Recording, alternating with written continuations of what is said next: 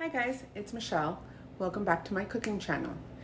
A couple of weeks ago, I got a comment in my Moroccan chicken video asking for salmon. So I already have a salmon recipe with fettuccine alfredo, I think, something like that, on my videos. So this time I'm gonna warm it up a little bit and make kind of a Moroccan take on salmon with potatoes and lemon and cinnamon and all these warm flavors. So come join me in my kitchen as I cook. Now, warning to you, I've had a crazy day. School is back in session. Thank God for that, because in Miami it was, and it's been a hard time here. But I have the little one with me because she's under the weather, and it's just been a crazy day. So I'm a little frazzled, but let's get to cooking. My ingredients for today's recipe are 1 lemon. I have some garlic stir-in paste, coriander. You can use fresh garlic, by the way. Coriander, cinnamon, black pepper. I have some turmeric, dark brown sugar. Hidden behind that, I have some cumin. I have some fresh cilantro here, which I need to wash. I have 2 skin-on fillets of salmon. They look gorgeous. I typically make 4, so this recipe will call for 4 in the notes, but I'm gonna half it. I have some bite-sized potatoes. I didn't know what I was gonna do with these, so I'm gonna add them. And I have an onion for the potatoes and some butter.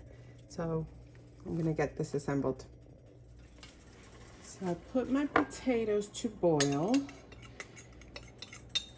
And we wanna boil those for about 15 minutes. You don't wanna overboil them. It's better even to underboil. So around like 13-14 minutes. Right now I'm mixing all my dry ingredients, and like I was saying, it's better to under boil them than over boil them, because we're gonna put them in the pan, back in that same pan after they're done, with some butter and garlic and onions, and then we're gonna toss them with some parsley at the end, if I can find parsley. If not, I'll use that same cilantro I'm going to use for this. So you might want to start by unclumping your brown sugar before you do this, because it's all clumpy and I can't get it to mix in. That's okay. So to mine, I'm going to add some cayenne. I didn't say it originally, but I'm going to put some cayenne pepper. If you guys like cayenne pepper, go for it. If not, then don't add that. I'm also going to add pepper directly to here, and again, it's to taste. And then I'm actually going to salt it directly on the fish. So I'm actually going to start. You want to specify, you know, when you do this, 1 clean hand, 1 dirty hand. So my left hand will be my dirty hand, and I'm going to pack these seasonings in. Don't worry if you make a mess. 2 are dry rub, let's say. I'm gonna add the garlic. This was garlic for 4, and now it's garlic for 2. I love garlic. So for me, there's never enough garlic. If you don't like garlic as much, don't use it. If you don't like it at all, leave it out. So to this little rub, I haven't even added the salt yet because I don't have it on hand, as I should. I'm gonna make sure all those flavors get combined in there. I should have had a spoon. I'm gonna just pack them in. Make sure with your leftovers, since I have leftovers, not to put the dirty stuff in there. Otherwise you've ruined this. Before I add the lemon though, I'm gonna go get the salt. So here's our salt.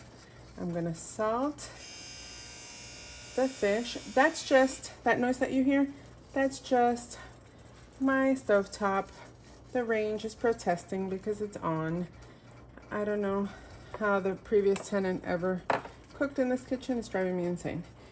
And I'm gonna add some of my lemon zest. I did zest that lemon before I juiced it.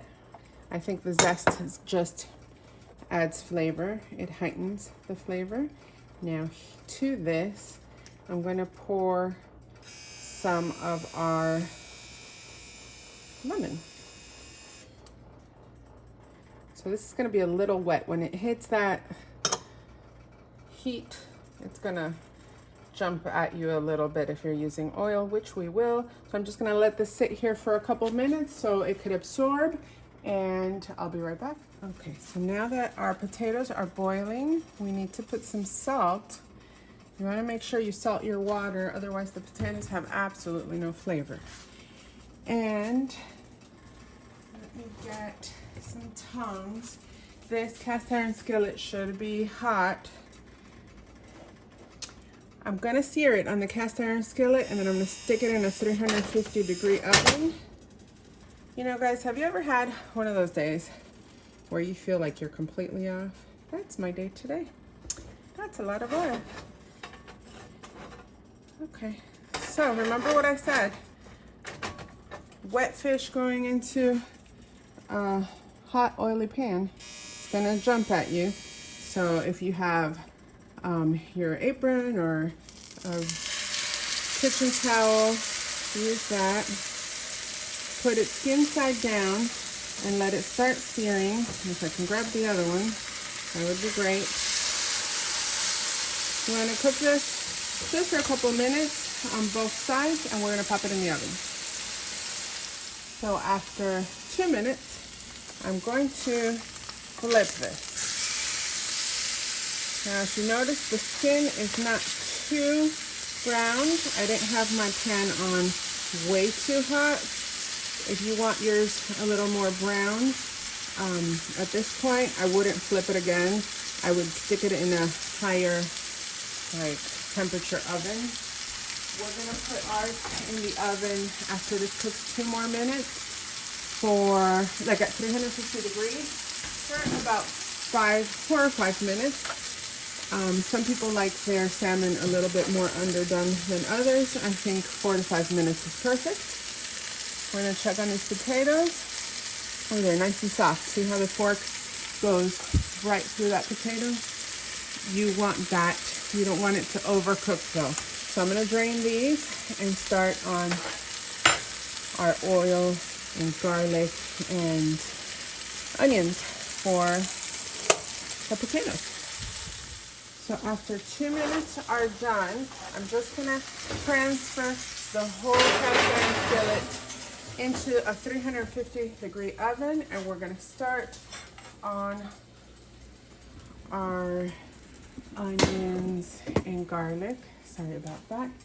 Now, depending on how many pounds potatoes you have, you calculate how much butter you want to use. I'm using a total of 3 tablespoons. That's about 3 tablespoons of butter. I just cut the 3 tablespoon mark and just cut that in half. So it just looks like 2, but trust me, it's 3. So in there, I'm going to put our onions. And I want to get my onions to sweat. I don't want them really caramelized. So I have it on medium-high heat right now. I didn't want that butter to turn brown, so I turned it down. But now I want it back up, and I'm turning the front one instead of the back one. See, not firing a lot on all cylinders today. So I'm just gonna start cooking this down. And once that starts, I would say 2 to 3 minutes that it starts sweating down, I'm gonna add the garlic. All right, so our onions have been cooking down for a couple of minutes. I switched to that front burner that keeps sliding off, but we're doing good so far. And I'm gonna add the garlic at this point. Put as little or as much garlic as you want. And then I'm gonna stir this all up so it can start cooking in that nice, warm butter and oil. And my vent just turned on by itself. I wanna say it's an automatic vent, but I really don't think it is. We're just malfunctioning here, left and right. And if it's automatic, it didn't work the other night when I set off the fire alarm by mistake because I was not even in the kitchen. You know, when you have kids, things happen. Okay, so here are the potatoes. Since I'm cooking this down for just a minute or so, I'm gonna add the potatoes. I'm gonna taste this one just to make sure. This is part of the one that broke off when I tested the doneness. So I think it needs a little bit more salt. So I'm gonna add a little bit more salt to it. Remember, this is kosher salt, so it's gonna look a little bigger. And it looks like I'm adding a lot of salt, but I'm not. Just a little bit more salt. You mix it up just to combine. And I chopped up some parsley. When you wash your parsley, you want to chop it up after it dries. That way you can use it for garnish. And that way it doesn't clump into one, you know, like big clumps when you're trying to garnish or cook with it. So now that all the butter is like soaking in to the onions and garlic and the potatoes, and now the parsley, that's just going to add a little element of fragrance, of freshness. We're done with the side dish, and we're going to pull the salmon out of the oven and plate. Now we're going to take our fish out of the oven. Oh, it's heavy. It smells so good, guys. You want to be careful not to touch your cast iron pan directly, even when you have these silicone things, because you will burn yourself. So let's get a little closer so you can see. Look how nice that fish looks. And again, if you want more color, you can add a little more time in the oven with higher heat, or just set your broiler on at the end.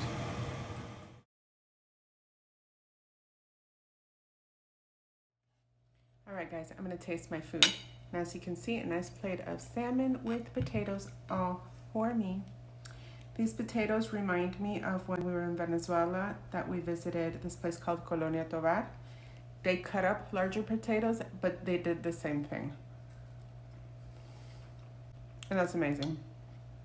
You can taste the butter, the onion, the garlic, and the parsley just adds a little freshness. Now, for the main event. Whoa, this salmon is good. This salmon is really good. It's nice and warm and spicy, and you can taste the lemon. The lemon gives it a really good kick of acidity, of brightness, makes it fresh. You can squeeze a little lemon like I did right when you served it, right before you top it with the cilantro. I garnish the whole plate with cilantro because it really balances the flavors. If you don't like cilantro and prefer parsley, go ahead and use parsley.